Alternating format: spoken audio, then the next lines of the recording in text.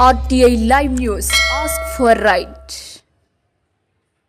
నమస్తే, welcome to RT live news. ఈ నెల 15న నిర్వహించే లోక్ అదాలత్ ను పురస్కరించుకుని చెన్నూరు మున్సిఫ్ కోర్టులో కోఆర్డినేషన్ మీటింగ్ నిర్వహించిన జడ్జి పి రవి లోక్ అదాలత్ లో తీసుకోవాల్సిన చర్యల గురించి కోర్టు భవనంలో స్థానిక పోలీసులు అధికారులతో సమావేశం నిర్వహించిన జడ్జి ఈ నెల 15న స్పెషల్ లోక్ అదాలత్ నిర్వహిస్తున్నట్లు పేర్కొన్న పట్న సిఐ దేవేందర్ రావు రాజీకి అర్హత ఉన్న కేసులను లోక్ అదాలత్ లో పరిష్కరించుకోవాలని సూచించిన సిఐ